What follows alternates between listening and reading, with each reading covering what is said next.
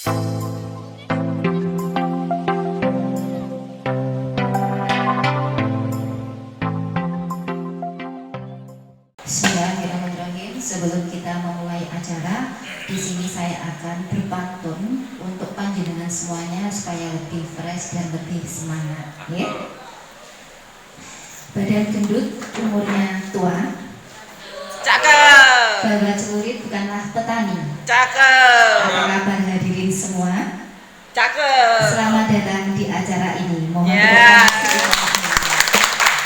Assalamualaikum warahmatullahi wabarakatuh. Waalaikumsalam warahmatullahi wabarakatuh. Terima kasih pada para bapak ibu guru hebat yang sudah meluangkan waktunya di pagi hari ini untuk bisa menghadiri acara diseminasi modul 1.4 budaya positif sebagai program dari calon gerak angkatan 11 Kabupaten Madiun. Pada pagi hari ini sebelum disampaikan pemateri oleh Bu Yuni selaku calon guru penggerak angkatan 11 dari Kabupaten Madiun terkait masalah kegiatan diseminasi pada pagi hari ini. Kepada Bapak Fadli, tempat dan waktu kami persilahkan.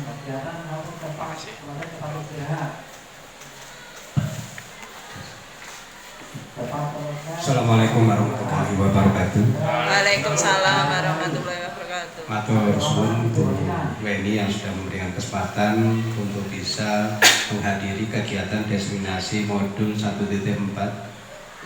berkaitan dengan budaya positif yang akan disampaikan oleh Ibu Yuni Pratiwi selaku CGP Angkatan 11. Yang saya hormati Bu Yuni selaku CGP Angkatan 11 dan rekan-rekan Bapak Ibu hebat SMK Nusantara Menjayan. Pertama-tama marilah kita panjatkan puja dan puji syukur kepada Allah SWT karena pada pagi yang sejuk dan cerah ini kita berada di ruang BK SMK Nusantara Menjayan. Alhamdulillah masih diberikan kesehatan. Tak lupa sholawat dan salam tetap tercurahkan pada junjungan Nabi besar Muhammad SAW. Mudah-mudahan di yaumul kiamah nanti kita mendapatkan syafaatnya. Amin. Amin. Ini Bapak Ibu program CGP Angkatan 11 yang akan disampaikan oleh Bu Yuni untuk menyampaikan diseminasi budaya positif modul 1.4 tentang budaya positif sangat bagus. Monggo nanti kegiatan diseminasi yang disampaikan oleh Bu Yuni selaku CGP Angkatan 11 untuk bisa dicermati dan dipahami ini, karena saya lihat di budaya positif di bimbingan konseling ini merupakan yang bagus ya, bagus dalam artian di sini harapannya nanti Bu Yuni selaku CGP bisa bergerak menggerakkan yang berkaitan dengan budaya positif Angkatan 11. Mudah-mudahan apa yang nanti disampaikan Bu Yuni dalam kegiatan diseminasi modul 1.4 budaya positif membawa dampak positif yang luar biasa untuk kemajuan SMK Negeri 1 Menjayan, khususnya di bidang bimbingan konseling. Dan nanti Bu Yuni bisa menggerakkan teman-teman, memberikan semangat dan motivasi pada teman-teman untuk bisa mengikuti kegiatan tanggal 12, 13, 14, 15. Mudah-mudahan nanti SMK Negeri 1 Menjayan teman-teman bisa mendaftar sebanyak mungkin. Dari nanti yang pertama membimbing yang dulunya dia belum bisa menjadi bisa, dalam artian yang di sini memang mencipta suatu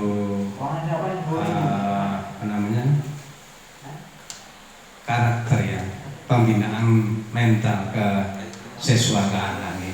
Mungkin nanti akan disampaikan oleh Bu Yuni panjang kali lebar berkaitan dengan budaya positif untuk di bimbingan konseling.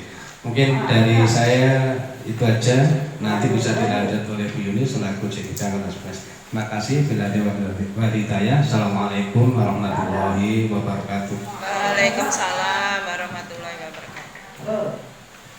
Terima kasih kami sampaikan kepada Pak Fadli atas sambutan yang diberikan pada pagi hari ini. Oke, tanpa berlama-lama, sesi berikutnya langsung disampaikan oleh Bu Yuni. Untuk materinya adalah diseminasi modul 1.4 tentang budaya positif. Kepada Bu Yuni, waktu dan tempat kami persilakan. Oke, terima kasih Bu Eni atas waktunya. Bapak Ibu, sebelumnya Assalamualaikum warahmatullahi wabarakatuh. Sebelumnya saya ucapkan terima kasih kepada Bapak Ibu, teman-teman semuanya yang telah kerso rawuh hadir meluangkan waktunya, kesempatannya di ruangan yang sederhana ini untuk mengikuti bersama sharing dari saya tentang diseminasi modul 1.4 budaya positif. Bapak Ibu, mungkin bisa saya sampaikan dulu bahwa saya kebetulan masuk dalam CGP Angkatan 11 ini mengikuti program guru penggerak ada 3 modul, di mana modul 1 itu berisi 1 sampai 4. Nah, terakhir ini di modul 1 ini ada yang namanya materi budaya positif. Nah, di sini nanti saya lebihnya akan sharing saja, nggih. Ini bukan berarti saya lebih tahu, lebih paham tentang apa itu budaya positif, tetapi di sini nanti kita bisa belajar bersama mendiskusikan seperti apa budaya positif yang nanti tentunya ini akan kita terapkan, kita jalankan di sekolah kita ini. Baik Bapak Ibu, sebelum kita mulai, bolehlah saya menyampaikan alhamdulillah bersyukurillah, puji syukur kehadirat Allah Subhanahu wa taala, sampai hari ini saya masih kita semua dalam keadaan sehat tentunya, dan salam sholawat senantiasa kita haturkan kepada Nabi kita, Nabi junjungan kita, Nabi Muhammad SAW, yang senantiasa juga kita nantikan di sahabatnya di yaumul nanti. Amin. Bapak Ibu, sebelum saya masuk ke materi, izinkan saya menyampaikan tentang capaian di dalam modul 1.4 ini itu apa. Yaitu yang pertama, memahami konsep pendidikan menurut Ki Hajar Dewantara yang kemudian dihubungkan dengan konsep budaya dan lingkungan positif di sekolah yang tentunya berpihak kepada murid. Kemudian yang kedua, melakukan evaluasi dan refleksi tentang praktek disiplin dalam pendidikan secara umum untuk mendapatkan pemahaman baru mengenai konsep disiplin positif untuk menciptakan murid dengan profil pelajar Pancasila. Kemudian yang ketiga, memahami peran sebagai guru untuk membangun budaya positif dengan menerapkan konsep disiplin positif dalam interaksi dengan siswa atau murid. Adapun capaian khusus pada modul 1.4 ini adalah yang pertama, mendemonstrasikan pemahaman calon guru penggerak mengenai konsep budaya positif yang di dalamnya terdapat konsep perubahan paradigma yang semula stimulus respon menjadi dan teori kontrol, kemudian ada teori motivasi perilaku manusia, motivasi internal dan eksternal, keyakinan kelas, hukuman dan penghargaan, kemudian ada 5 kebutuhan dasar manusia, 5 posisi kontrol guru, dan segitiga restitusi.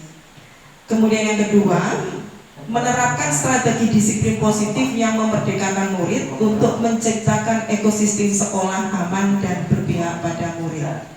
Kemudian yang ketiga, menyusun langkah-langkah dan strategi aksi nyata yang efektif dalam mewujudkan kolaborasi dengan seluruh pemangku kepentingan sekolah agar tercipta budaya positif yang dapat mengembangkan karakter murid.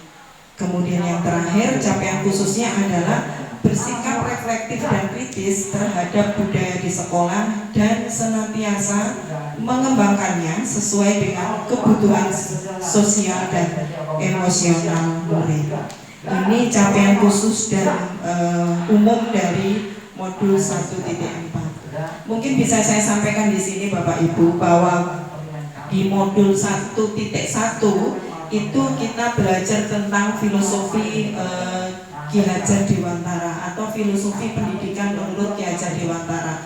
Seperti kita ketahui bahwa Ki Hajar Dewantara adalah merupakan bapak pendidikan kita, ya, di mana hubungannya dengan budaya positif adalah dengan menjalankan budaya positif di sekolah, maka akan mempermudah proses pencapaian tujuan pendidikan sesuai dengan KHD atau Ki Hajar Dewantara, yaitu menuntun segala kodrat pada anak untuk mencapai keselamatan dan kebahagiaan yang setinggi-tingginya, baik sebagai manusia maupun anggota masyarakat. Jadi hubungannya budaya positif dengan filosofi pendidikan menurut Ki Hajar Dewantara adalah seperti itu. Kemudian keterkaitan budaya positif dengan materi sebelumnya di 1.2 yaitu tentang nilai dan peran guru penggerak, yaitu dengan memiliki 5 nilai guru penggerak, yaitu yang pertama berpihak pada murid, kemudian yang kedua mandiri, yang ketiga reflektif, yang keempat kolaboratif, dan yang kelima inovatif. Itu akan dapat mendorong terwujudnya budaya positif. Itu kaitannya dengan materi yang kedua. Kemudian keterkaitan dengan yang materi yang ketiga yaitu tentang visi guru penggerak, yaitu adalah budaya positif itu merupakan salah satu bentuk perubahan yang diinginkan sesuai dengan visi guru penggerak yang berdasarkan tentunya pada filosofi Ki Hajar Dewantara dan profil pelajar Pancasila. Itu keterkaitan modul 1.4 dengan 1.1, 1.2 dan 1.3. Baik Bapak Ibu, pada 1.4 modul 1.4 ini ada 6 eksplorasi konsep yang kita pelajari, yaitu yang pertama adalah disiplin positif dan nilai-nilai kebajikan universal. Kemudian yang kedua adalah teori motivasi, hukuman dan penghargaan, restitusi. Kemudian yang ketiga keyakinan kelas. Kemudian yang keempat kebutuhan dasar manusia dan dunia berkualitas. Kemudian yang kelima adalah restitusi atau 5 posisi kontrol. Dan yang keenam restitusi tentang segitiga restitusi. Nanti seperti apa sih budaya positif, nilai kebajikan universal itu seperti apa, bahkan yang namanya segitiga restitusi itu seperti apa, nanti kita bahas bersama-sama satu persatu dulu. Nah, sebelum masuk kepada budaya positif, ini ada pertanyaan pemantik Bapak Ibu. Saya mau minta tolong panjenengan semuanya untuk menjawab 3 pertanyaan ini sesuai pemahaman panjenengan. Bisa minta tolong dibagikan. Panjenengan, J Pak Patri matur nuwun. Monggo Bapak Ibu bisa menuliskan ketiga pertanyaan ini jawabannya apa. Jenengan bisa menuliskan nama di atas, kemudian di bawahnya nomor 1, 2, dan 3. Yang pertama adalah hukuman dapat mendisiplinkan anak. Menurut panjenengan apa? Kalau setuju, jenengan tulis setuju nomor 1. Kalau tidak, ya tidak setuju. Kemudian yang kedua, pemberian hukuman dengan hal positif seperti membaca atau membersihkan halaman sekolah dapat meningkatkan disiplin anak. Menurut panjenengan itu setuju atau enggak, sesuai atau enggak sama panjenengan. Kemudian yang ketiga, memberi penghargaan dapat motivasi belajar anak. Menurut panjenengan apa? Ini enggak usah takut salah, sesuai pemahaman jenengan saja. Jenengan tulis, kemudian bisa jenengan tempelkan di sini jawaban panjenengan. Monggo.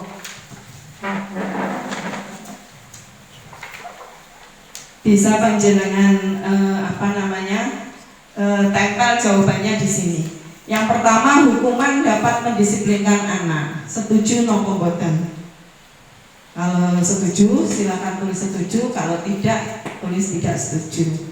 Kemudian yang kedua, pemberian hukuman dengan hal positif, misalkan seperti membaca atau membersihkan halaman sekolah, itu menurut panjenengan itu dapat meningkatkan disiplin anak. Setuju atau tidak? Kemudian yang ketiga, memberi penghargaan dapat meningkatkan motivasi belajar anak. Monggo. Kalau sudah, mungkin bisa ditempelkan. Monggo Bu Lulu ditempelkan di di depan.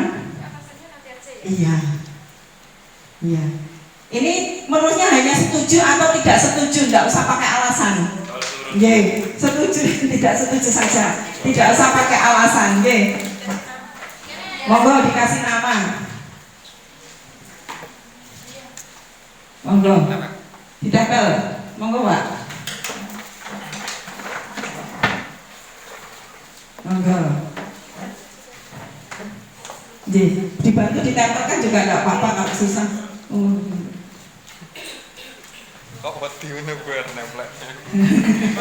Gak usah takut, kayak muridnya aja dah. Gak apa-apa. Mana.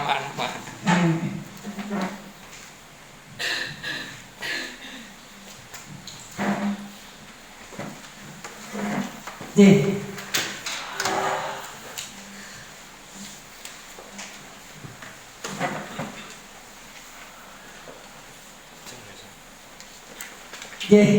Sudah semua ya, matur nuwun. Jawabannya kita keep dulu ya, kita simpan dulu. Apakah setuju atau tidak, kita simpan dulu saja. Nanti setelah saya memberikan informasi atau pemahaman tentang budaya positif, mungkin jawabannya akan berubah dari jawaban yang pertama ini. Yang pertama, bahas dulu tentang disiplin positif dan nilai-nilai kebajikan universal. Kalau kita bicara disiplin, itu biasanya ingatnya adalah tentang kepatuhan, tentang ada hukuman dan sebagainya. Nah, sekarang jenengan saya ajak main-main lagi. Ini ada satu kegiatan, ya Pak Rian, coba bayangkan, Pak Rian ini A ya, Pak Herman itu B misalkan.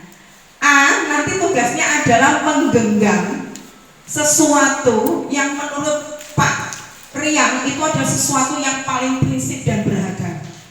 Silakan, apa yang dibayangkan yang paling prinsip dan berharga itu ada dalam genggaman. Nah, Pak Herman nanti sebagai B yang meminta A ini untuk membuka, boleh dengan menunjuk, boleh menghardik, boleh juga dengan mengintimidasi, memarahi, bahkan menggoda atau menggelitik, boleh. Coba nanti apa yang akan dilakukan oleh Pak Rian. Bayangkan membawa sesuatu yang ada di dalam genggaman, kemudian Pak Herman meminta untuk membuka. Silakan, monggo. 30 detik aja. Oke, berarti Anda bisa lihat ya, hanya menggelitik gitu aja langsung diserahkan. Oke, kita keep dulu ini. Kemudian awehan gitu ya. Pertanyaannya sebetulnya seperti ini, apakah A tadi Pak Rian itu mau membuka kepala tangannya? Kemudian pertanyaan mengapa? Apa alasannya Pak Rian itu mau membuka kepala? Kemudian yang B itu bisa jadi Pak Rian nggak mau membuka, ya. Itu alasannya juga kenapa. Kemudian dalam kegiatan ini sesungguhnya siapa yang memegang kendali atau kontrol untuk membuka atau menutup kepala itu tadi? Kita jawab, kemungkinan jawabannya adalah pertanyaan pertama itu bisa jadi kedua belah pihak ada yang menutup, ada yang mau membuka, tapi ternyata tadi mau membuka untuk Pak Rian. Kemudian pertanyaan yang ketiga, siapakah sesungguhnya yang memegang kendali kontrol untuk menutup atau membuka berusaha tadi? Itu jawabannya adalah sebetulnya adalah dari diri kita sendiri. Pak Rian tadi itu kan ya wesnya aku awehan gitu, tak buka langsung dengan mungkin Pak Irman hanya menggelitik gitu aja. Nah tentunya Pak Rian ada sesuatu tujuan kan, atau punya alasan mengapa mau beliaunya membuka langsung tangannya. Jadi intinya kontrolnya adalah sebetulnya di dalam diri kita masing-masing sesuai dengan kebutuhannya. Mungkin Pak Rian waktu itu kebutuhannya ya sudahlah gak dimesoni Pak Irman, misalkan langsung tak buka, atau ya wis lah kesak mergo Pak Irman yang minta saya kasihkan. Jadi ada sesuatu kebutuhan yang memang dimiliki oleh Pak Rian sehingga mau membuka. Nah, teori kontrol artinya bahwa yang mengontrol adalah diri kita sendiri. Apakah kita mau membuka apa tidak, itu yang mengkontrol adalah diri kita sendiri. Nah, ada teori kontrol ya dari Dr. William Glasser. Ini adalah seorang tokoh psikiater maupun sekaligus pendidik yang sangat terkenal dengan teori kontrolnya.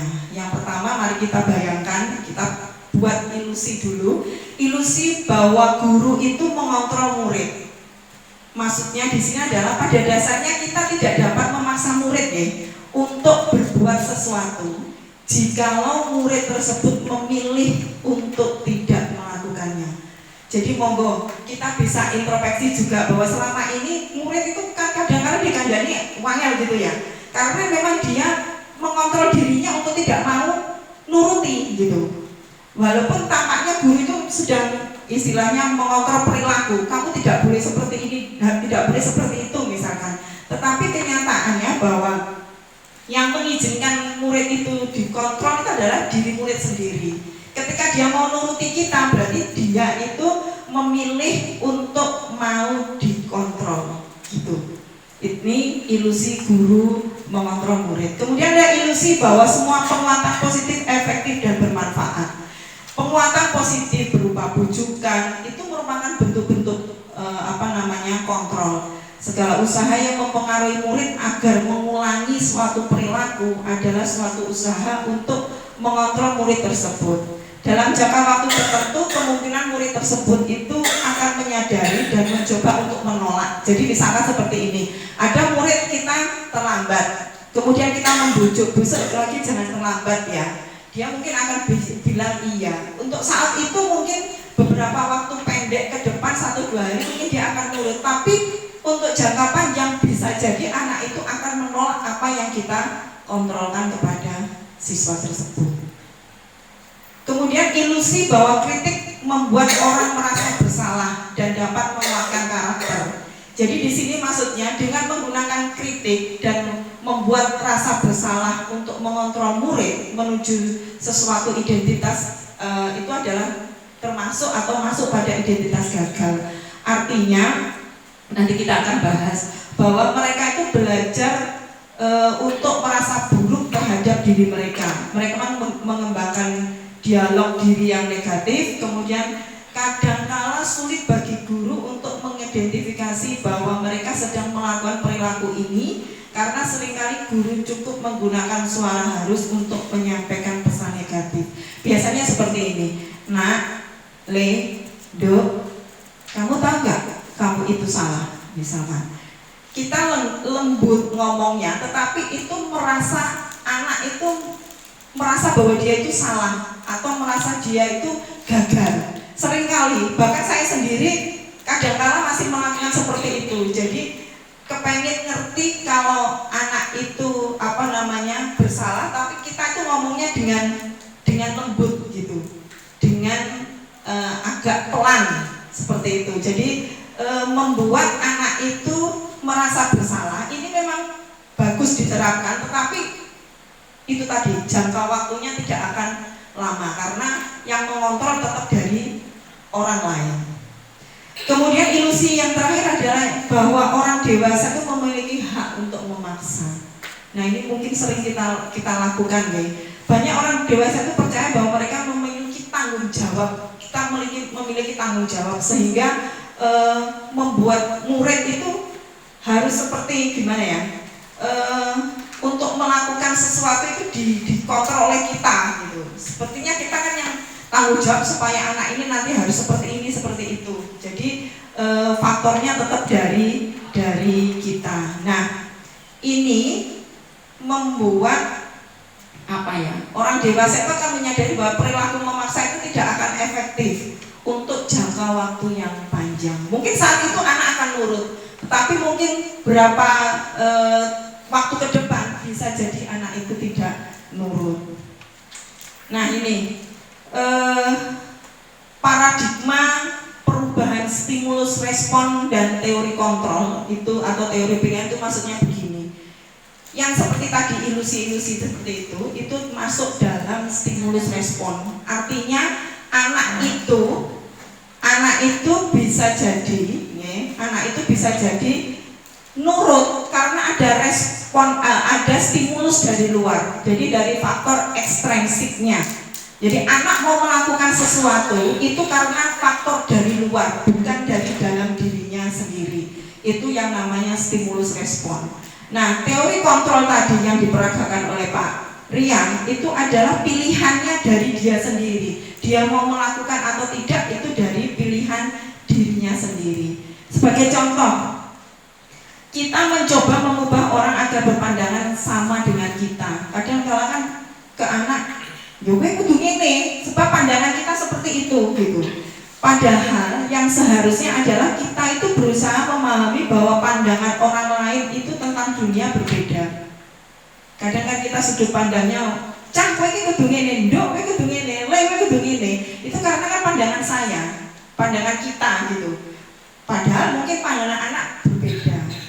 Kemudian perilaku buruk dilihat sebagai sesuatu kesalahan. Nah, ini kita seringkali melihat anak nggak nurut, ya berarti kaki keliru, berarti itu suatu kesalahan. Pada teori kontrol itu bahwa semua perilaku memiliki tujuan, bahkan perilaku yang buruk sekalipun ya, atau yang negatif itu pasti punya tujuan. Kemudian orang lain bisa mengontrol saya. Untuk teori kontrolnya adalah bahwa kita atau Anda sendirilah yang bisa mengontrol diri Anda. Kemudian saya bisa mengontrol orang lain. Di teori kontrol Anda tidak bisa mengontrol orang lain. Kalau tidak diizinkan untuk dikontrol, maka kita akan berontak terus, kan seperti itu. Kemudian pemaksaan ada pada saat bujukan gagal. Kalau di teori kontrol itu kolaborasi dan konsekuensi menciptakan pilihan-pilihan baru. Jadi ada kolaborasi, ada konsekuensi yang dibangun pada teori kontrol. Kemudian yang terakhir adalah model berpikirnya menang kalah. Jadi kalau yang stimul respon, saya menang di sopo, saya kalah siapa gitu. Tetapi di teori kontrol itu berpikirnya adalah win-win solution, artinya semuanya menang. Nah, Bapak Ibu, di eksplorasi konsep berikutnya adalah nilai-nilai kebajikan universal. Yang dimaksud nilai-nilai kebajikan universal itu adalah sifat-sifat positif manusia yang merupakan tujuan mulia yang ingin dicapai setiap individu. Nah, nilai-nilai yang bersifat universal ini bisa lintas budaya, suku, bangsa, agama, dan latar belakang. Bahwa setiap perilaku atau perbuatan memiliki suatu tujuan, tadi yang sudah saya sampaikan di teori kontrol, yaitu menurut Dr. William Glasser. Kemudian dengan mengaitkan nilai-nilai kebajikan diyakini seseorang, maka motivasi intrinsik yang dari dalam dirinya itu akan terbangun sehingga menggerakkan motivasi dalam dirinya untuk dapat mencapai tujuan mulia yang diinginkan.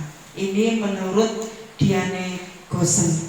Jadi motivasi itu memang ada intrinsik yang dalam diri sendiri dan yang dari luar atau ekstrinsik. Kalau yang stimulus respon itu berarti termasuk yang motivasi ekstrinsik.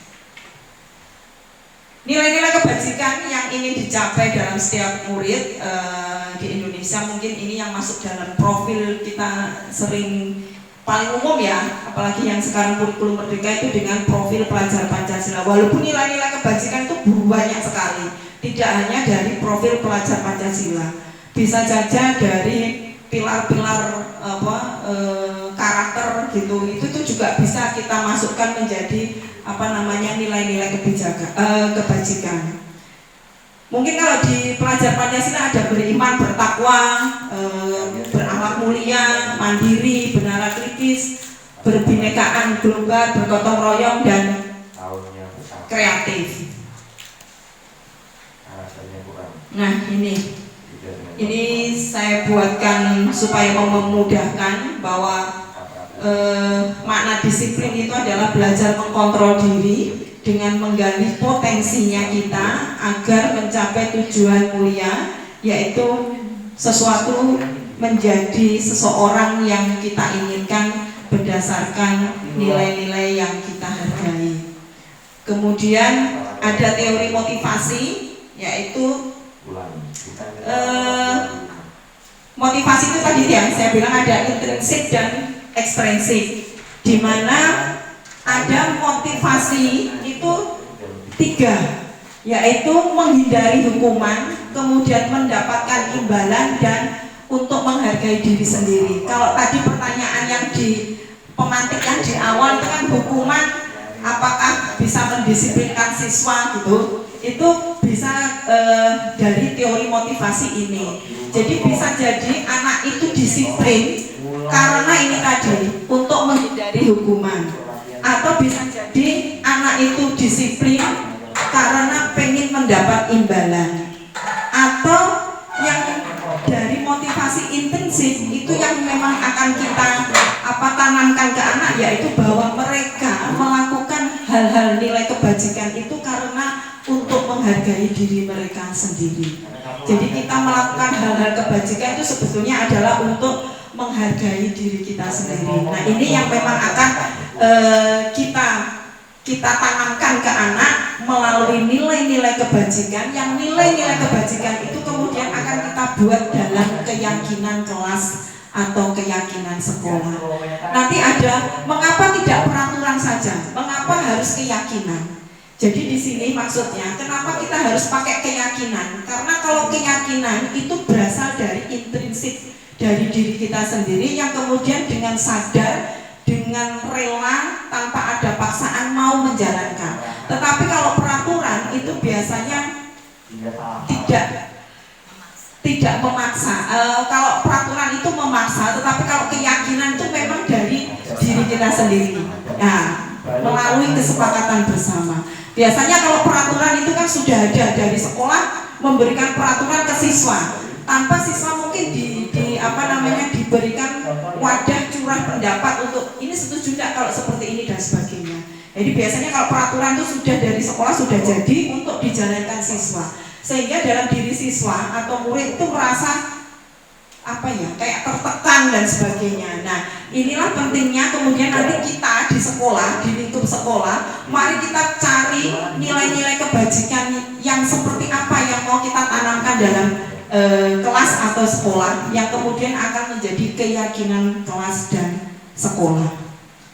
Kemudian ini tadi model berpikir menang-menang. Jadi ada kolaborasi, ada konsensus menciptakan pilihan-pilihan baru. Ada 5 posisi kontrol kita guru ya. Yang pertama penghukum. Jadi pokoknya kalau kamu terlambat 5 menit nyapu, itu namanya penghukum.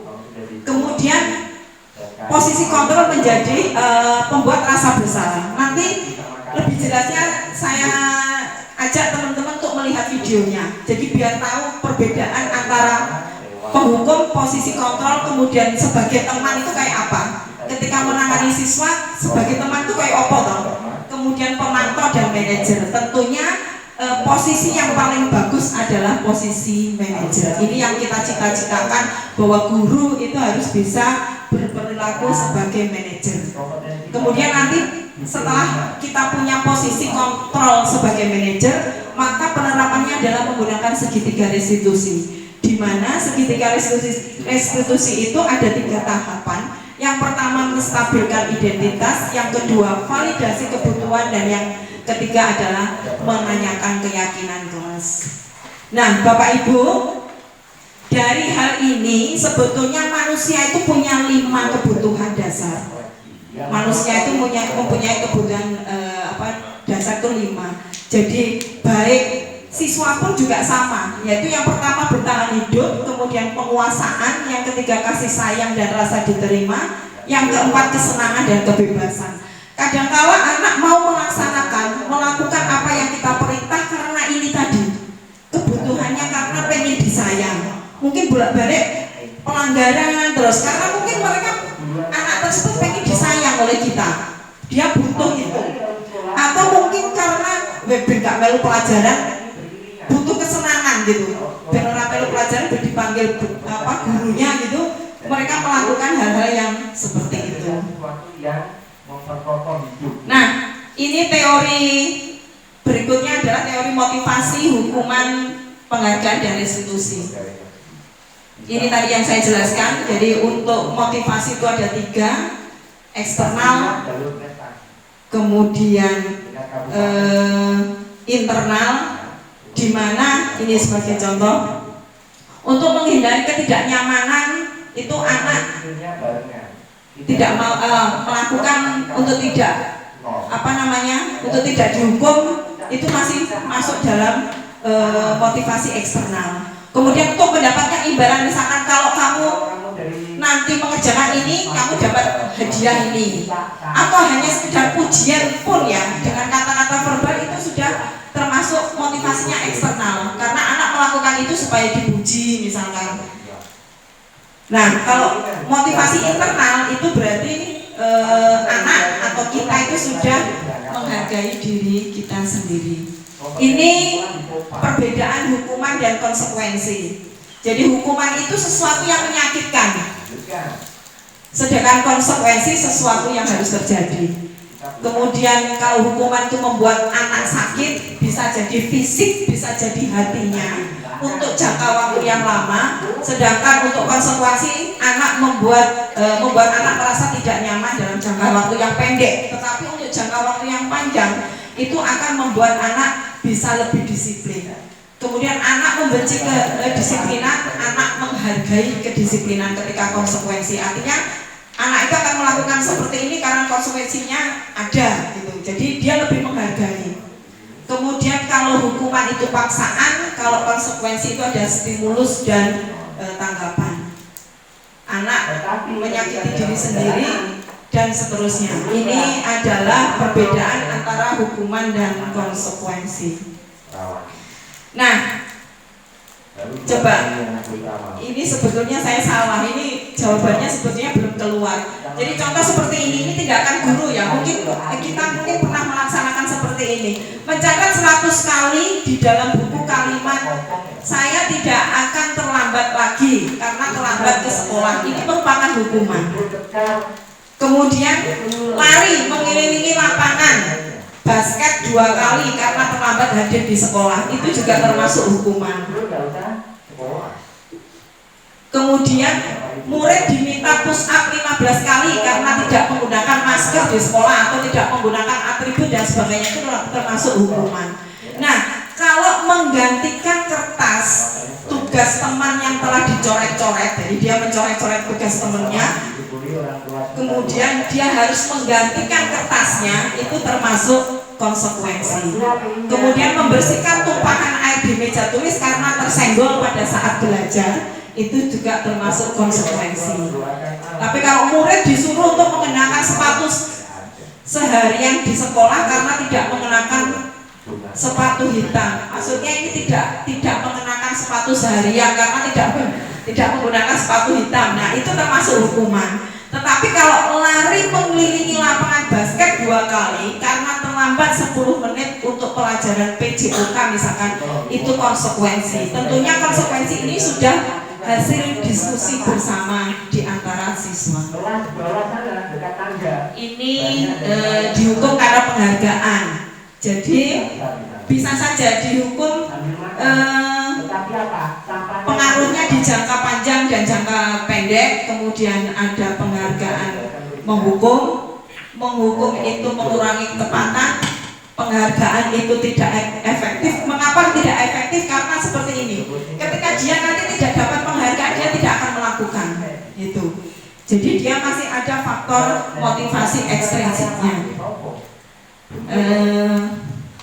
Nah ini bentuk-bentuk program yang kebajikan yang mungkin bisa perlu diingat, yaitu memberi pengakuan itu secara khusus, memberi pengakuan secara pribadi, memberi pengakuan kepada semua murid bergantian, kemudian memberikan pengakuan itu secara konsisten dan fokusnya kita pada proses.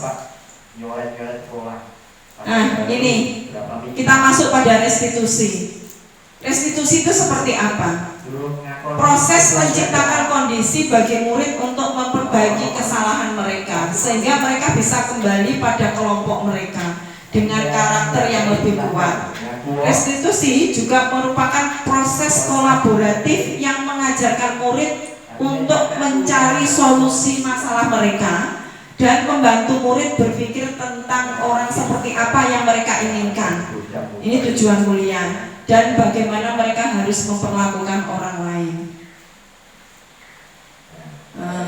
Ini perbedaan dia beridentitas gagal dengan melakukan hukuman itu tadi, kemudian dia sudah menciptakan identitas sukses, disiplin dengan konsekuensi dan restitusi. Sebagai contoh saja ya, misalkan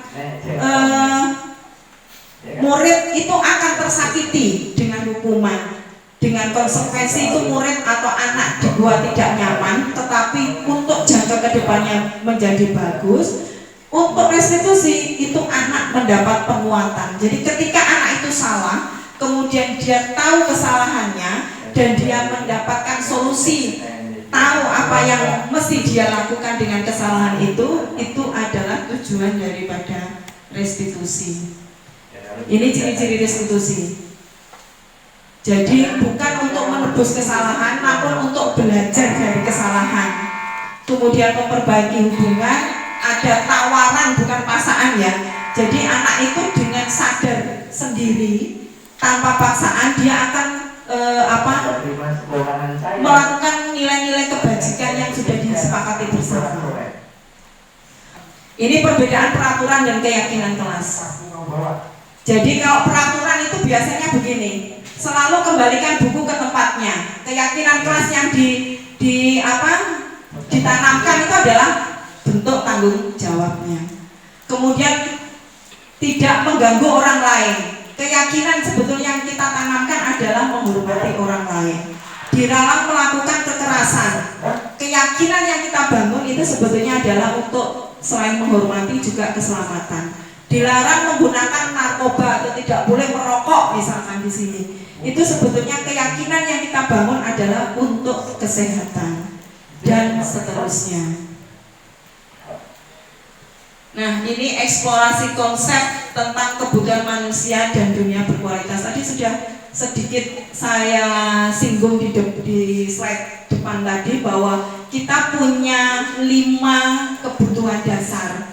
Yang pertama adalah bertahan hidup, bahwa kita itu memang butuh untuk bertahan hidup, survival gitu ya.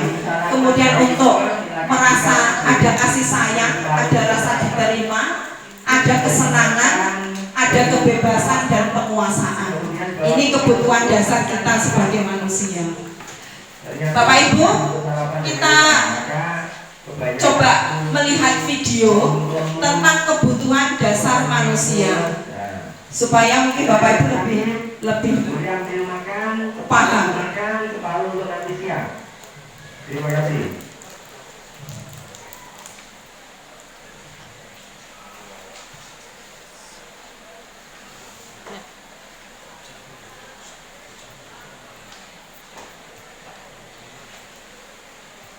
Dengan lingkungan yang aman dan mendukung murid untuk menjadi pribadi yang berdaya, seimbang, dan bahagia, salah satu upaya yang dapat dilakukan oleh guru adalah memahami kebutuhan dasar yang mendasari perilaku murid.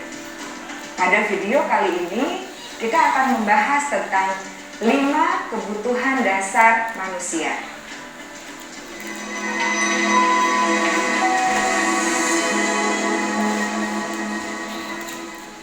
Ki Hajar Dewantara dalam salah satu kutipannya menyatakan, kita ambil contoh perbandingannya dengan hidup tumbuh-tumbuhan. Seorang petani dalam hakikatnya sama kewajibannya dengan seorang pendidik yang menanam padi misalnya. Hanya dapat menuntun tumbuhnya padi.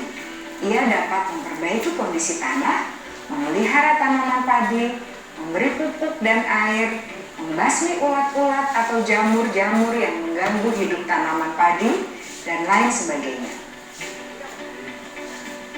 Ketika guru memahami kebutuhan apa yang mendasari perilaku murid, dan guru berusaha menuntun dan mendukung murid dalam memenuhi kebutuhannya secara positif, pada hakikatnya guru tersebut ibarat seorang petani yang sedang berusaha memahami kebutuhan masing-masing tanaman, dan ia berusaha memenuhi kebutuhan tanaman tersebut agar dapat tumbuh dengan subur dan maksimal. Dr. William Glasser, seorang psikiater dari Amerika Serikat, menyatakan bahwa seluruh tindakan manusia memiliki tujuan tertentu, yaitu memenuhi kebutuhan dasarnya. Ketika kelima kebutuhan dasar telah terpenuhi secara memadai, maka murid akan tumbuh dengan seimbang dan bahagia. Sebaliknya, ketika kebutuhan dasar tidak terpenuhi dengan baik, maka seseorang akan mengalami emosi negatif seperti bosan, sedih, dan kecewa. Bahkan mereka dapat melakukan perbuatan yang bertentangan dengan nilai-nilai kebajikan atau melanggar peraturan. Dengan kata lain, perilaku buruk seseorang biasanya adalah respons dari kebutuhan yang tidak terpenuhi.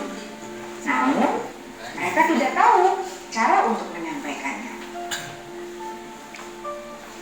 Ada 5 kebutuhan dasar manusia menurut Dr. William Glasser, yaitu yang pertama, kebutuhan untuk bertahan hidup atau survival.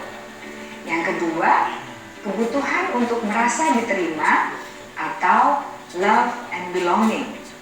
Yang ketiga, kebutuhan akan kebebasan atau freedom. Yang keempat, kebutuhan akan kesenangan atau fun. Dan yang kelima, kebutuhan akan penguasaan atau power.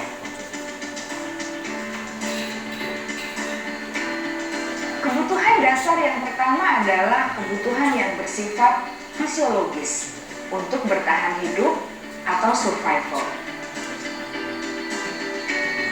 Misalnya, kesehatan, rumah, dan makanan. Kebutuhan biologis sebagai bagian dari proses reproduksi termasuk kebutuhan untuk tetap bertahan hidup. Kebutuhan untuk merasa aman juga termasuk dalam kebutuhan ini.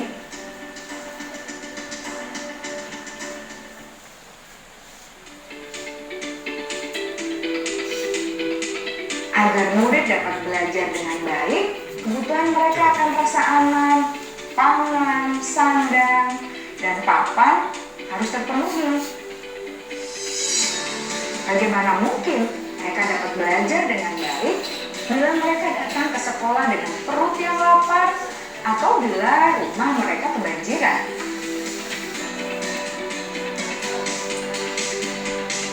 Setelah kita mengetahui kebutuhan pertama yang sebagian besar bersifat fisiologis, mari kita lihat kebutuhan kedua sampai kelima yang semuanya berhubungan dengan psikologis.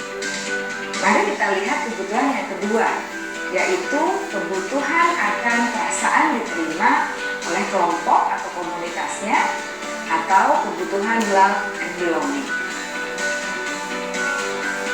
Kebutuhan ini meliputi keinginan untuk tetap terhubung dengan orang lain seperti teman, keluarga, teman kerja, dan kelompok di mana kita tergabung. Setiap murid ingin menjadi bagian yang berharga dari kelas dan juga sekolah. Mereka juga ingin diterima oleh orang lain dan kelompoknya. Bahkan, murid yang terlihat paling cuek pun jauh di dasar hatinya pasti ingin merasa diterima. Sebagai guru, seharusnya kita dapat menerima murid kita apa adanya, sesuai dengan kodratnya. Karena setiap murid adalah unik. Mereka memiliki kekuatannya masing-masing, sehingga guru seharusnya bisa menciptakan kesempatan untuk murid kolaborasi dan memiliki ikatan emosi satu sama lain. Murid-murid yang memiliki kebutuhan yang besar untuk merasa diterima, biasanya mereka belajar karena suka pada gurunya, dan mereka juga suka bekerja dalam kelompok. Kebutuhan yang ketiga adalah kebutuhan akan kebebasan atau kebutuhan membuat pilihan. Murid harus diberi kesempatan untuk membuat pilihan dan bertanggung jawab atas pilihan yang mereka telah ambil. Memberi mereka kebebasan bukan berarti membiarkan mereka melakukan apa saja yang mereka mau, melainkan lebih memberi mereka kesempatan untuk membuat pilihan, menyuarakan pendapat mereka dengan percaya diri, dan memberi mereka kesempatan untuk mencoba hal-hal yang baru. Pembelajaran dengan metode yang beragam dan menarik juga akan memenuhi kebutuhan murid tentang kebebasan ini. Pembelajaran berdiferensiasi, di mana guru menyediakan beberapa jenis tugas yang bisa dipilih oleh murid sesuai minat mereka, sangat baik untuk mengembangkan murid menjadi lebih mandiri dan memiliki motivasi internal. Karena kebutuhan akan kebebasan pada dasarnya adalah kebutuhan untuk mandiri, memiliki otonomi, memiliki pilihan, dan mampu mengendalikan arah hidupnya sendiri.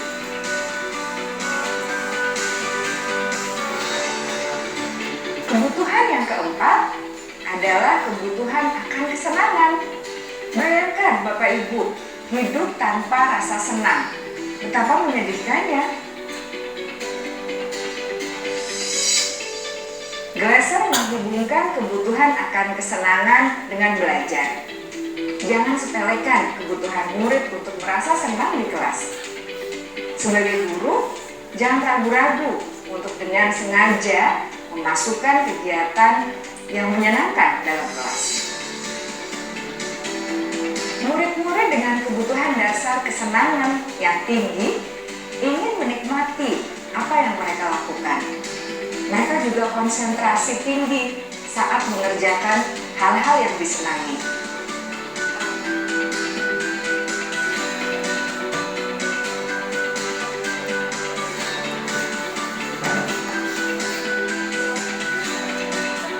Kebutuhan yang kelima adalah kebutuhan akan penguasaan. Setiap murid memiliki kebutuhan untuk merasa kompeten, menjadi terampil, diakui pencapaian dan keterampilannya, didengarkan, bisa membuat dampak dan pengaruh, dan memiliki rasa harga diri. Mereka sebaiknya diberi kesempatan untuk membuat keputusan tentang hal-hal yang penting dalam hidupnya dan tidak merasa dikontrol oleh sistem sekolah. Pada murid yang telah menginjak usia remaja, seringkali mereka merasa tidak memegang kendali atas kehidupannya sendiri. karena guru kerap kali berpengaruh dalam mengambil keputusan. Murid-murid yang memiliki kebutuhan dasar akan penguasaan yang tinggi biasanya selalu ingin menjadi pemimpin. Mereka juga suka mengamati sebelum mencoba hal-hal yang baru. Mereka juga perfeksionis dan merasa kecewa bila melakukan kesalahan.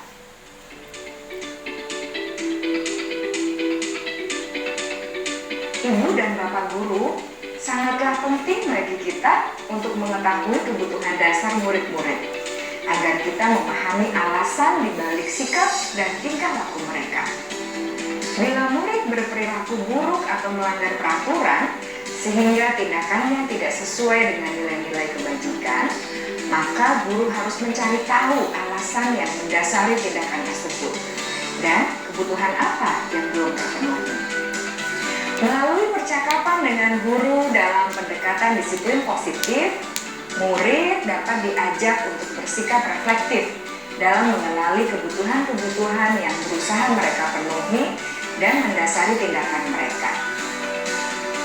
Jika guru mengabaikan perilaku buruk murid-murid, maka perilaku tersebut akan berpengaruh pada suasana kelas yang kurang kondusif dan akan berpengaruh pada tujuan dari pendidikan itu sendiri. Ibu bapak guru hebat, mari kita menjadi guru yang lebih baik dengan memahami kebutuhan dasar murid-murid kita dan senantiasa membimbing mereka untuk menjadi pribadi yang berdaya, seimbang, dan bahagia. Salam dan bahagia. Ibu dan bapak guru ini hebat. Video tentang kebutuhan dasar manusia, bahwa kita memang harus dalam menangani siswa, ya, itu memang harus tahu dulu kebutuhan dasar anak itu apa. Bisa jadi mereka itu melanggar kedisiplinan karena ada kebutuhan yang memang kita belum tahu. Anak itu butuh apa sebetulnya untuk mengapa dia melakukan pelanggaran tersebut. Dunia berkualitas, maksudnya di sini adalah bahwa dunia berkualitas itu merupakan tempat khusus yang ada di pikiran kita, di mana menyimpan gambaran representasi dari semua yang kita inginkan. Bisa jadi dunia berkualitas itu berisi orang, berisi hal-hal, ataupun apa saja yang terbaik di dalam hidup kita. Jadi kita pun kadang punya kan, kita bisa membayangkan dunia berkualitas yang kita inginkan itu seperti apa, sehingga kita juga bisa membuatkan anak atau siswa itu dunia berkualitasnya kita masukkan nilai-nilai kebajikan yang ada pada anak, supaya beberapa nilai kebajikan itu masuk kepada dunia berkualitasnya siswa, sehingga mereka itu bisa melakukan hal-hal atau tindakan itu sesuai dengan nilai kebajikan atau yang sudah diimpikan dalam dunia kualitasnya. Ini belum terakhir ya, ini masih eksplorasi konsep di 5 posisi kontrol. Bapak Ibu langsung saja panjenengan bisa melihat video tentang contoh 5 posisi kontrol tadi, yang sebagai penghukum, sebagai pembuat merasa bersalah, kemudian sebagai teman, dan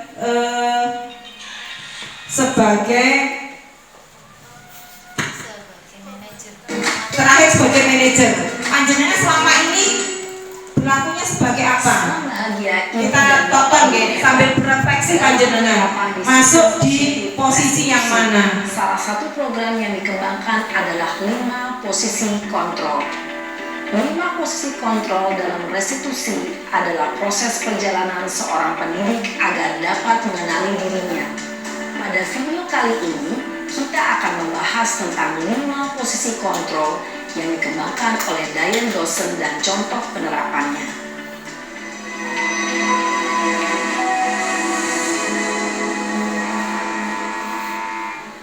5 posisi kontrol itu adalah: 1.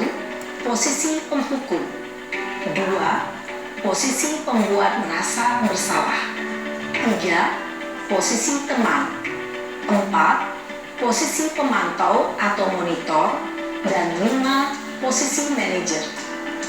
Untuk lebih memahami kelima posisi tersebut, mari kita saksikan kasus Naren yang terlambat hadir. Ini ada satu kasus, tapi kita bisa melihat 5 posisi kontrolnya itu seperti apa. Apakah kita seringnya ke penghukum atau sebagai teman, atau kita sudah melaksanakan sebagai manajer. Yang pertama sebagai penghukum.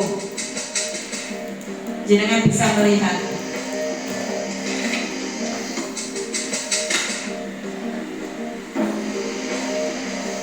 Naren, sini kamu. Selamat pagi, Bu. Selalu terlambat. Kamu deh, pasti terlambat. Maaf, Bu. Saya Apa coba? Alasan kamu apa lagi? Kapan sih kamu tidak terlambat? Malas sekali ya kamu jadi anak. saya Dasar pemalas. Gak kapok-kapok sih kamu. Sudah berapa kali terlambat? Sana, kamu keliling lapangan basket 2 kali. kenapa saya harus keliling lapangan basket, Bu? Kenapa? Kamu melawan ibu? Berani-beraninya jawab. Sudah terlambat, masih berani jawab pula. Sekarang, keliling lapangan basket 5 kali sekalian. Biar kapok. Cepat. Pergi sana ke lapangan basket. Posisi penghukum biasanya berbicara dengan nada tinggi, menghardik, menunjuk-nunjuk, menyakiti, dan menyindir. Hukuman bisa berupa fisik maupun psikis. Ibu dan bapak guru hebat. Dampak yang terjadi pada murid ketika guru berada pada posisi penghukum adalah murid cenderung akan memberontak, bahkan menyimpan dendam.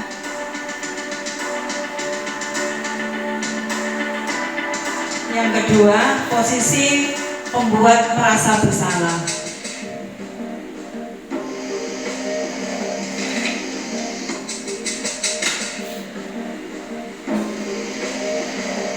Naren!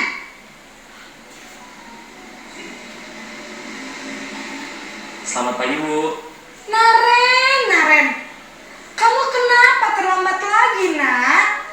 Ya Tuhan, Naren, kamu senang ya bikin ibu susah ya? Kalau kamu terlambat lagi, nanti ibu yang ditegur bapak kepala sekolah, nak. Disangka ibu tidak bisa membina kamu. Duh, gimana ini? Maaf, Bu. Duh, Gusti Naren, kamu suka ya kalau ibu ditegur bapak kepala sekolah? Terus, sekarang ibu harus tulis apa ini di buku absen? Ini kamu sudah sering terlambat loh. Ibu harus apa coba? Maaf, Bu. Maaf sekali. Ya sudah, lain kali jangan bikin ibu susah lagi ya nak ya. Ibu tidak akan kuat lagi kalau kamu begini terus. Bisa jantungan kalau ibu ditegur bapak kepala sekolah. Sana cepat ke kelas. Maaf ya, Bu. Maaf sekali. Posisi pembuat rasa bersalah berbicara dengan nada tenang, cenderung lembut.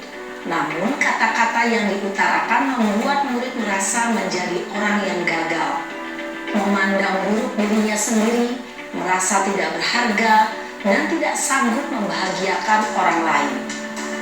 Ketika guru mengambil posisi pembuat rasa bersalah, murid akan menganggap dirinya yang bersalah dan ia akan menyimpan emosi negatif tersebut di dalam dirinya.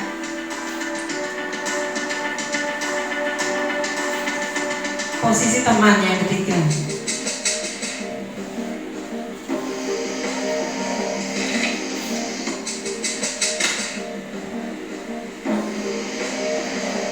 Naren!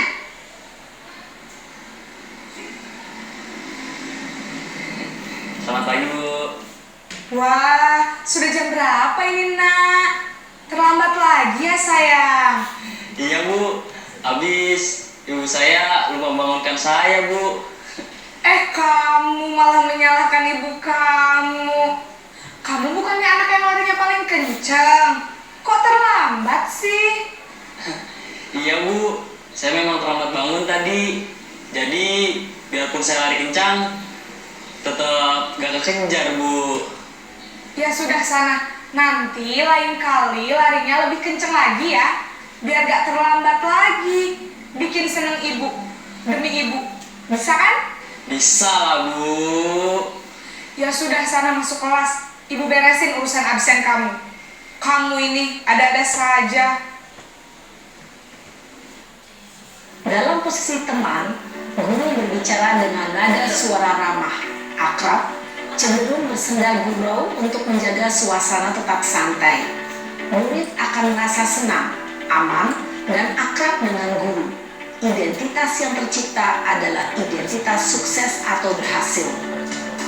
Namun, perlu diingat, karena ini masih dorongan eksternal, maka ada faktor ketergantungan dari murid kepada orang tertentu. Di sini, guru absennya, sehingga di lain waktu, murid bisa berperilaku baik, namun hanya kepada orang-orang tertentu saja. Yang keempat, posisi pemantau atau monitor.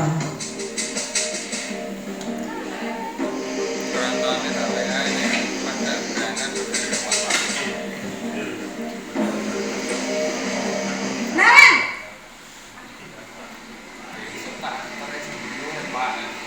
Selamat pagi Bu. Naren, apa peraturan sekolah kita tentang jam berapa kita harus masuk sekolah, nak? Kita harus di sekolah jam 7 Bu. Iya betul, sekarang sudah jam 7.20. Naren sudah tahu konsekuensinya jika terlambat hadir. Paham Bu. Saya harus tinggal kelas pas jam istirahat selama 20 menit. Iya benar, konsekuensinya demikian. Jadi nanti jam 9.30 pas istirahat, kamu harus tinggal di kelas, kerjakan tugas tambahan untuk ketertinggalan kamu, ya? Baik Bu. Posisi pemantau mengandalkan penghitungan atau data untuk mengontrol murid. Guru mengarahkan murid berdasarkan peraturan dan konsekuensi. Seorang pemantau menunjukkan bahasa tubuh dan ekspresi wajah yang datar dan cenderung formal. Terakhir Bapak Ibu, ini posisi yang paling istilahnya yang paling tertinggi yaitu sebagai manajer. Yang tentunya kita semuanya harus bisa seperti ini dalam menangani anak-anak. Naren!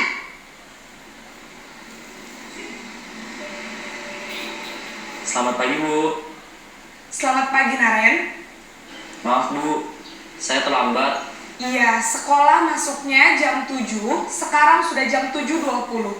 Jadi sekarang bagaimana ini Naren? Maaf Bu, saya lupa setel alarm saya semalam. Baiklah, menurut kamu, keyakinan sekolah yang mana yang perlu kamu tingkatkan? Menghargai diri sendiri dan orang lain mungkin ya Bu. Setuju. Jadi, apakah Naren meyakini prinsip saling menghormati tersebut? Iya Bu, saya meyakininya.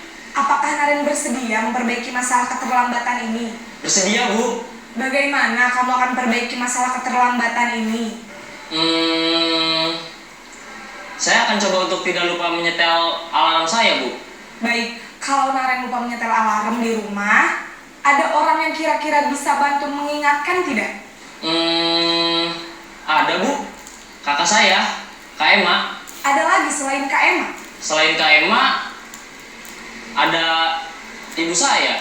Baik, jadi yang mengingatkan Naren adalah Kak Emma dan ibu kamu ya? Kira-kira akan mulai setel alarm kapan nih Naren? Setelah pulang sekolah, akan segera saya lakukan. Baik, jadi Naren akan setel alarm untuk bangun besok pagi dan akan diingatkan oleh kakak dan ibunda Naren ya. Ada lagi yang mungkin perlu dilakukan Naren agar tidak terlambat bangun lagi? Tidak ada Bu. Baik Naren, terima kasih untuk kerjasama kamu. Sekarang kamu perlu kembali ke kelas untuk belajar. Baik Bu, terima kasih. Posisi manajer adalah posisi kontrol yang disarankan untuk membimbing murid memiliki sikap disiplin yang positif, yaitu murid yang mandiri, bertanggung jawab, dan dapat memecahkan masalah. Tujuan dari posisi ini adalah agar murid dapat berefleksi atas tindakannya. Guru akan dengan tulus memberikan pertanyaan-pertanyaan bermakna sehingga membuat murid dapat belajar dari kesalahannya dan mencari sebuah solusi untuk menyelesaikannya. Ibu dan Bapak guru hebat, setelah mengamati adegan kelima posisi kontrol tadi. Bapak Ibu, dari kelima posisi kontrol ini kira-kira yang paling ideal yang mana, Yang mana, Yang manajer, yang paling yang paling kita disarankan seperti itu. Coba Bapak Ibu, kalau yang ini dengan melihat tadi video ya, kalau ada pernyataan seperti ini, saya kecewa sekali dengan kamu. Ini termasuk yang penghukum, nopo yang manajer, nopo pemantau, nopo nih Ibu. Bapak Ibu, saya kecewa sekali dengan kamu. Ini yang mengatakan siapa? Yang pembuat merasa bersalah. Kamu tidak pernah benar melakukannya. Penghukum, ayolah melakukan ini demi ibu atau demi bapak sebagai teman. Apakah kamu mau mendapatkan stiker bintang hari ini? Apa ini?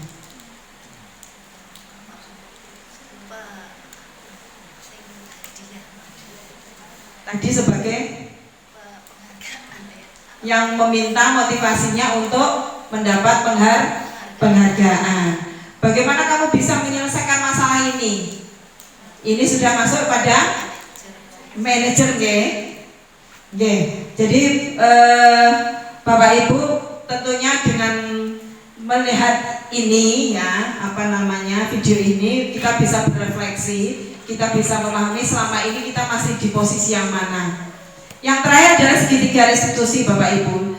Segitiga restitusi itu ada 3 tahapan. Yang pertama adalah menstabilkan identitas, di mana setiap orang itu pernah melakukan kesalahan, atau misalkan bahwa kamu itu bukan satu-satunya orang yang pernah melakukan kesalahan ini. Kemudian yang di sisi kiri itu ada validasi kebutuhan, di mana adakah cara yang lebih efektif untuk mendapatkan apa yang kamu butuhkan. Artinya di sini kita mencari tahu kebutuhan dasar anak itu ada apa gitu, yang 5 tadi. Kemudian yang terakhir adalah menanyakan keyakinan kelas atau keyakinan sekolah, di mana nilai-nilai apa yang sudah disepakati, misalkan tadi menghargai orang lain, kemudian menghargai diri sendiri, hormat kepada orang lain dan seterusnya. Seperti inilah kata-katanya kurang lebihnya.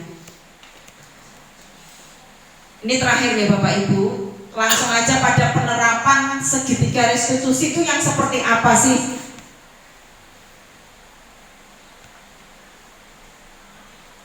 Kita lihat supaya kita nanti bisa menangani siswa itu yang sesuai yang diidamkan atau namanya ini yang seperti apa? Salam dan bahagia Ibu dan Bapak kenal dengan nama restitusi.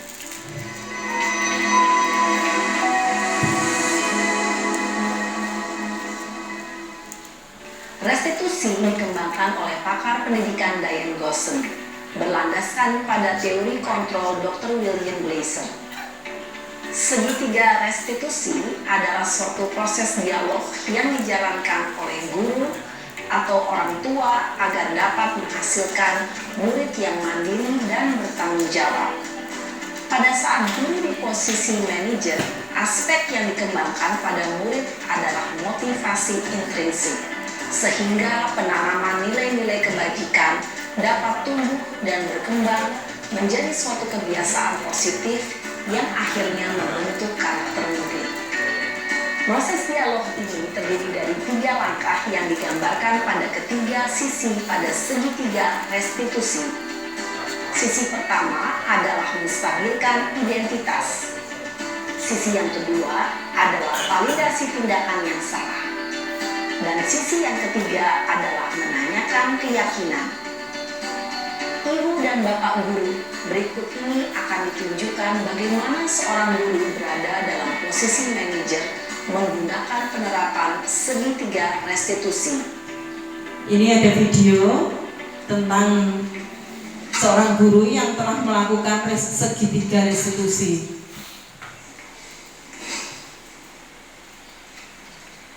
Siang Sarah. Siang Pak. Sudah lama nggak ketemu Sarah.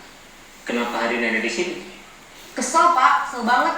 Posisi ini adalah posisi Ya aku marah lah. menstabilkan. Aku balik ngatain Eka di depan kelas. Kesel banget. Oh begitu. Ya pasti kamu marah dan kesal. Bapak juga akan marah apabila ada yang menuduh Bapak seperti itu. Kemudian pada saat itu kamu mau melakukan apa? Ya saya langsung ngatain Eka lah Pak. Kesel banget. Saya bentak-bentak dia depan teman-teman lain. Oh begitu. Pasti kamu melakukan seperti itu karena suatu alasan tertentu bukan? Iyalah, masa saya diam saja Pak? Ya saya bela diri lah. Masa saya dituduh tukang fitnah? Ya wajar lah. Mempertahankan harga diri itu sesuatu yang penting buat kamu. Untung kamu tidak bertindak lebih gegabah lagi. Hanya membentak-bentak. Iya Pak. Untung saya masih bersabar dan hanya membentak saja. Sudah gemes padahal. Saya pasti bela diri lah. Ya pasti ya. Tapi kamu memilih untuk tetap bertahan dan bersabar. Kamu memilih untuk tidak berbuat lebih parah lagi bukan? Iya. Nah, sekarang coba kita lihat lagi tindakan kamu yang bentak-bentak Eka di kelas. Tindakan kamu itu kira-kira sesuai dengan keyakinan kelas atau prinsip kamu tidak? Enggak lah Pak. Capek Pak jadi pemarah. Jadi keyakinan atau prinsip mana yang kurang sesuai dengan keinginan kamu? Ya, saya sebenarnya sangat menghargai orang lain. Mungkin saat itu saya menjadi emosi, jadi tidak menunjukkan sikap itu. Kamu meyakini tidak? Menghargai orang lain itu penting buat kamu. Yakinlah Pak. Iya, setuju. Kita harus saling menghargai. Namun, ada juga keyakinan yang kita sepakati yang perlu kita jalankan apabila kita sedang marah, bukan? Ya saya bisa lebih proaktif, mulai dengan diri sendiri. Saya bisa jadi lebih bersabar, mengambil waktu jeda untuk berpikir mau apa selanjutnya. Kira-kira kamu bersedia memperbaiki masalah ini tidak? Bersedia Pak. Kalau kamu memperbaiki masalah ini, kamu akan menjadi orang seperti apa? Saya akan menjadi orang yang bertanggung jawab kali ya Pak. Dan senantiasa proaktif.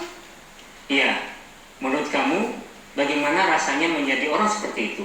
Ya nyaman lah, bangga bisa bersabar dan menahan diri. Baiklah kalau begitu. Yuk kita pikirkan bagaimana memperbaiki masalah ini.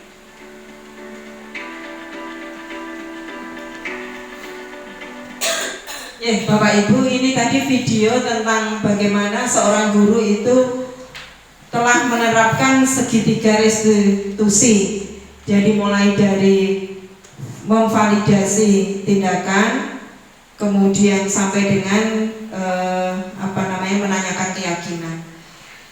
Mungkin itu yang bisa saya sampaikan di diseminasi budaya positif yang saya peroleh di pendidikan guru penggerak. Mungkin ada yang ditanyakan atau mungkin ada yang kurang jelas, monggo. Sampun Bapak Ibu, sampun nggih. Terima kasih Bapak Ibu kehadirannya, kemudian pemahamannya. Semoga apa yang kita sampaikan di sini itu bisa menjadi satu tambahan ilmu, dan tentunya kita bisa bersama-sama menerapkan budaya positif baik di kelas maupun di sekolah. Terima kasih. Wassalamualaikum warahmatullahi wabarakatuh. Satu saya kembalikan ke Bu Weni. Tepuk tangan yang meriahkan untuk Bu Yuni. Terima kasih dari Bu Yuni atas paparan materinya yang sudah sangat komplit dan jelas. Semoga bisa bermanfaat baik untuk kita selaku guru ataupun pendidik, dan yang terpenting adalah bermanfaat bagi anak didik kita supaya kedepannya mereka lebih bisa bersikap positif dan sesuai dengan karakter profil pelajar Pancasila. Demikian acara dari diseminasi pada siang hari ini. Kurang lebihnya terima kasih, dan saya ucapkan sekali lagi terima kasih pada panjenengan semua yang bersedia hadir dan rawuh di acara diseminasi disiplin positif siang ini. Akhir kata, assalamualaikum warahmatullahi wabarakatuh. Waalaikumsalam warahmatullahi wabarakatuh. Salam guru penggerak.